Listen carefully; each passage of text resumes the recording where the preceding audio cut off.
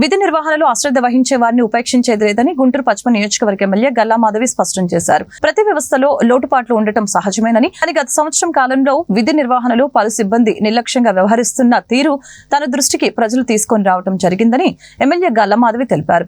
అధికారులు ప్రత్యేక దృష్టి సారించి ఇటువంటి ఘటనలు పునరావృతం కాకుండా చర్యలు తీసుకోవాలని అన్నారు. పరిపాలన గాడిలో పడలేదా, అధికారులు గాడిలోకి రాలేదా?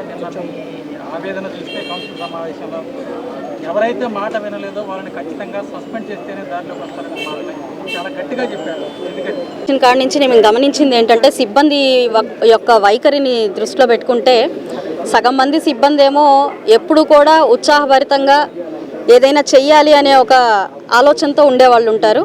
సగం మంది ఏమో ఎప్పుడు కూడా పనిని తప్పించుకునే విధంగా, లేదంటే స్వలాభం ఉంటే తప్ప పని చేయని విధంగా కొంతమంది అధికారులు కానీ సిబ్బంది కానీ ఉంటుంటారు. ప్రతి సిస్టంలో ఇది కామన్గా నడుస్తూ ఉంటుంది.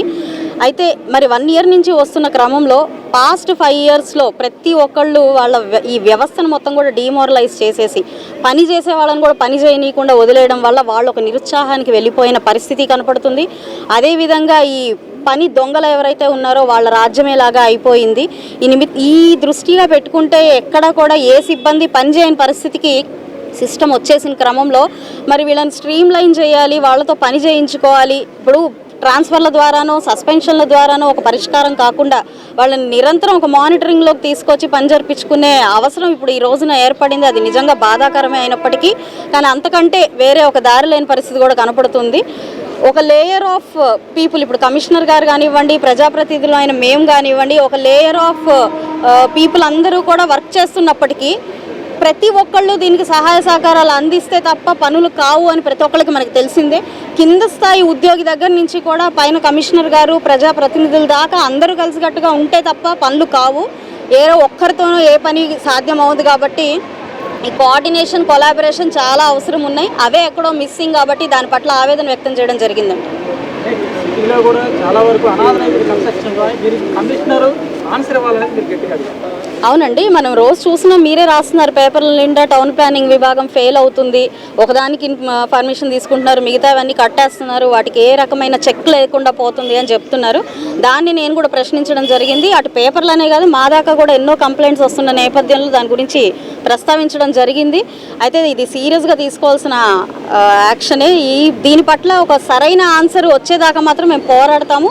రాని పక్షంలో సదరు అధికారుల్ని అటు సస్పెండ్ చేస్తారా లేదా క్రమశిక్షణ చర్యలు తీసుకుంటారా అన్నది హయ్యర్ అఫీషియల్స్కి వదిలేస్తాం. ఏదైనా బాధ్యతాయుతమైన పరిపాలనే లక్ష్యంగా ఈరోజు ఏ ఆలోచన చేసినా దాని వెనకాల ఉన్న ఏకైక లక్ష్యం ఒక బాధ్యతాయుతమైన సిస్టాన్ని మనం డెవలప్ చేయడం మాత్రమే. దానికి అనుగుణంగా ఇది నిజంగా ఒక మంచి ఆలోచనే. ఎందుకంటే ప్రతి ఒక్కళ్ళు వాళ్ళ యూజేజ్ని స్ట్రీమ్ లైన్ చేసుకోవడం, అకౌంటబిలిటీలోకి తీసుకురావడం మంచిది. ఎందుకంటే మనం ఈరోజు చూస్తున్నాము, యథేచ్ఛగా వాడే వాళ్ళకి ఒక అకౌంటబిలిటీ లేదు, అటు గుక్కెడు నీళ్లు అందక బాధపడుతున్న వాళ్ళ సమస్య తీరడం లేదు. సో ఇలాంటి పరిస్థితుల్లో ఒక మీటర్ పెట్టుకొని ఎంత వాడితే అంత కట్టుకునే పరిస్థితుల్లో కనీసం అపార్ట్మెంట్ వాళ్ళకైనా లేదంటే కమర్షియల్ యాక్టివిటీ వాళ్ళకైనా ఇంట్రడ్యూస్ చేస్తే ఎంతోమందికి టైలెంట్ ఏరియాస్ వాళ్ళకి వాటర్ ప్రాబ్లం అనేది సమస్య తీరుతుంది. పేదలందరికీ కూడా చక్కగా వాటర్ వస్తాయన్న ఏకైక ఆలోచనతో ఈ యొక్క ప్రతిపాదన చేయడం జరిగింది. అయితే ఇందులో ప్లస్లు మైనస్లు ఒకసారి మళ్ళీ పునరాలోచించి, ఇదేంటి మనం అనుకుంటే అయిపోయేది కాదు కాబట్టి కూర్చుని డిస్కస్ చేసి అన్ని అభిప్రాయాలు సేకరించి ప్రజలకి ఏ రకమైన భారం లేకుండా, ఇబ్బంది లేకుండా మాత్రమే ఒక నిర్ణయం తీసుకుంటామని చెప్తాం.